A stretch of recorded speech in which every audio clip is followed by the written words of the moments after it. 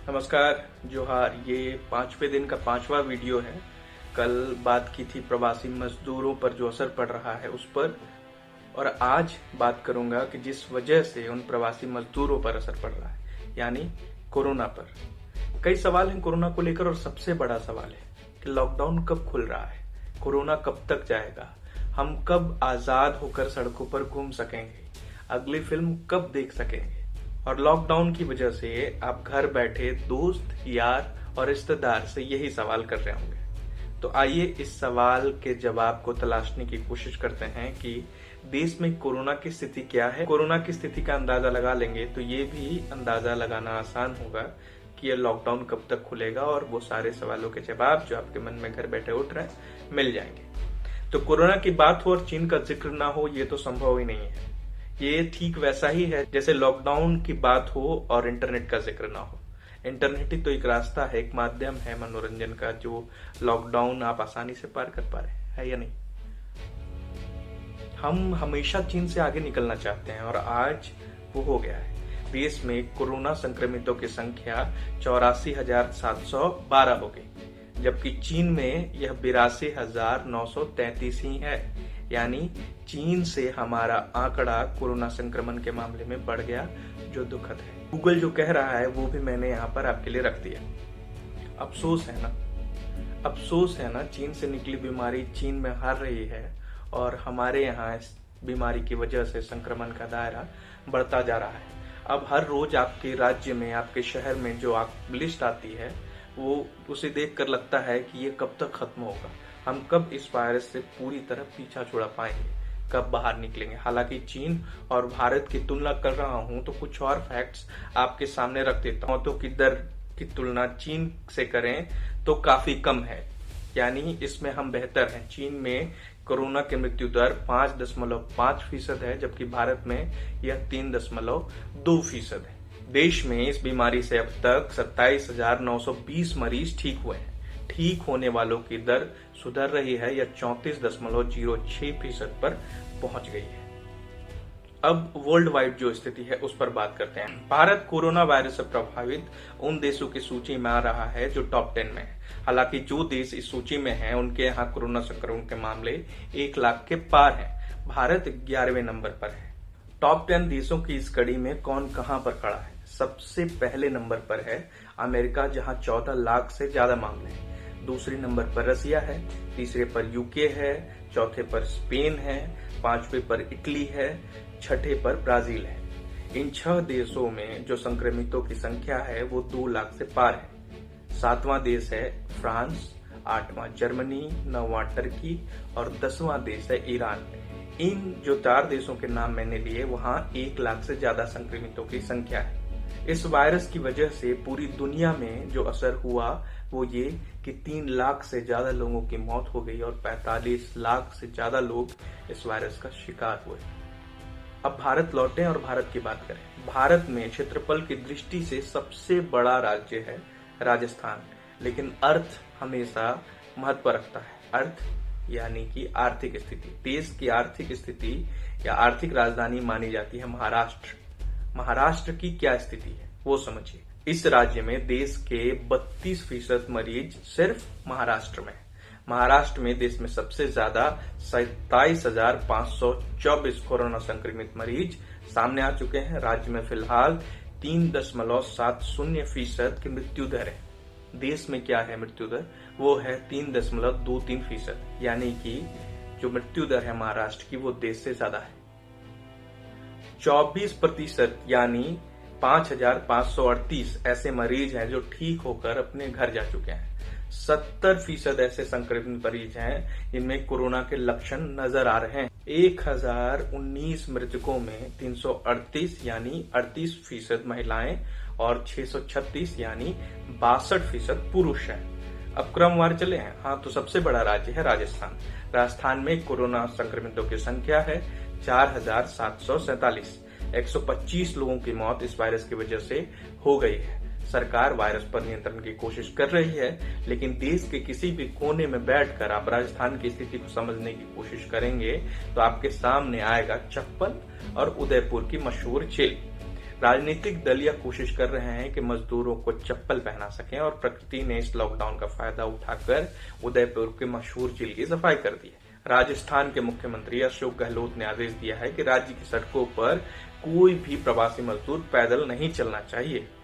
SDM और SHO इसके लिए जिम्मेदार होंगे। अगर कोई मजदूर उनके इलाके में या उनके आधिकारिक अधिकार के क्षेत्र में पैदल चलता पाया जाता है तो राजस्थान अपने तरीके से कोरोना से लड़ रहा है। अब मध्य प्रदेश की बात करते हैं। मध्य प्रदेश में कोरोना और भाजपा की सरकार साथ आई है। यकीन मानिए बहुत सारे विधायक कोरोना की वजह से विधानसभा नहीं पहुंच सके थे, आपको याद भी होगा। खैर, राजनीतिक बात छोड़ते हैं और बात करते हैं आंकड़ों पर और फैक्ट्स पर। राज्य में अब कोरोना के कुल मामलों की संख्या है 4,559। राज्यों में अब तक 2,293 लोग ठीक हो चुके हैं और कोरोना के चलते अब तक 239 लोगों की मौत हो चुकी है। देश भर में सबसे ज्यादा कोरोना की वजह से मार झेलने वाले राज्यों में इंदौर भी शामिल है। पिछले 24 घंटे के दौरान 61 नए मामले मिलने के साथ ही महामारी के मरीजों की संख्या यहां 2,238 से बढ़कर 2,299 हो गई है। अब उत्तर प्रदेश आते हैं। राज्य में अब कुल कोरोना संक्रमितों की संख्या हो गई है 4,057। इनमें से 2,165 मरीज पूरी तरह से रिकवर होकर विभिन्न अस्पतालों से डिस्चार्ज किए जा चुके हैं। कोरोना में अब तक राज्य में 95 लोगों ने अपनी जान गंवा दी है।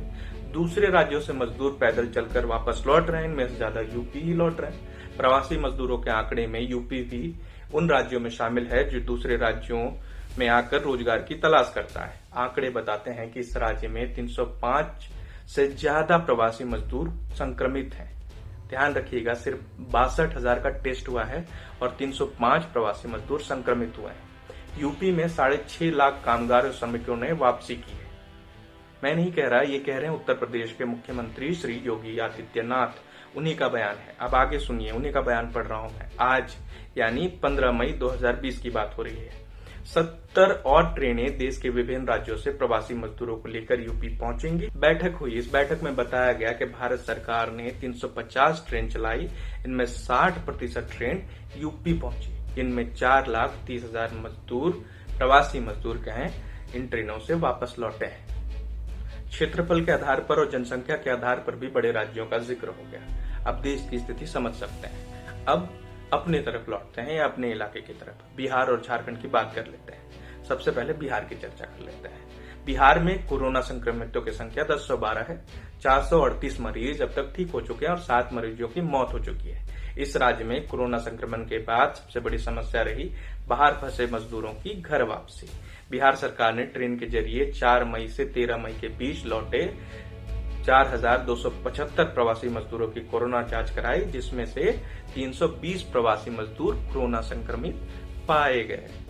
यूपी और बिहार दोनों जगहों पर प्रवासी मजदूर कोरोना संक्रमित पाए गए।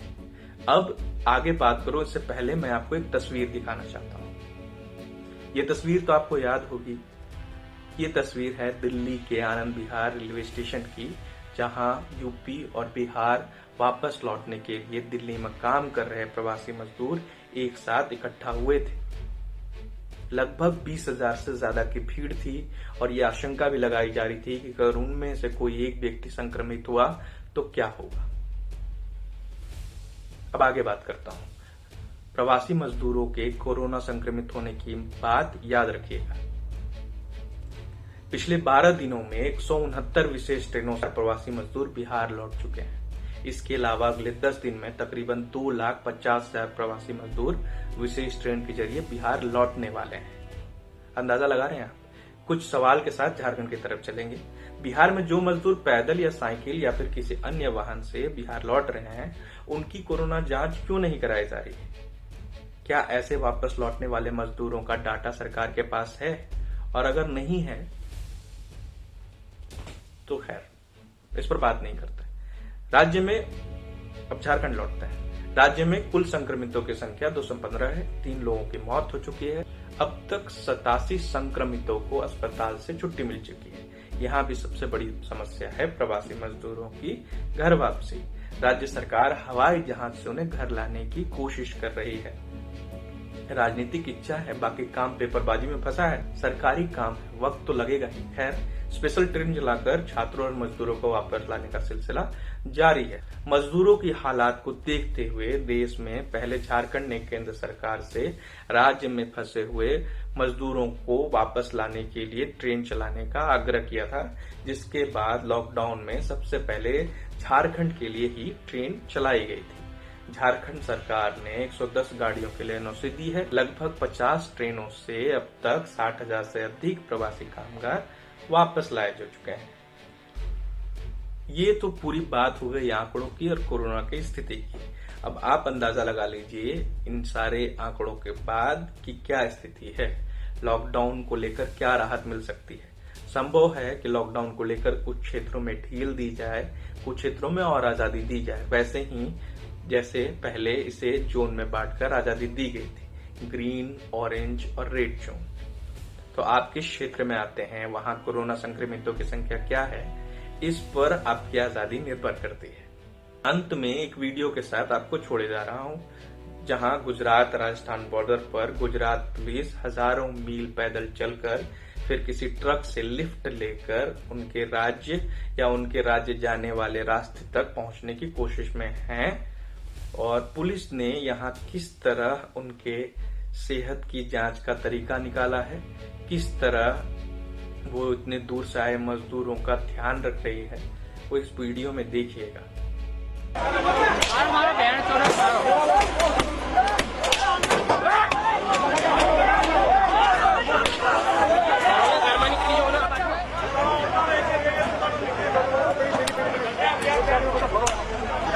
लाइट है अपन है अपने लाइट पहली बात तो मेरे आता ना पहली बात जो पहली बात यार देखो लाइट आपू हम जा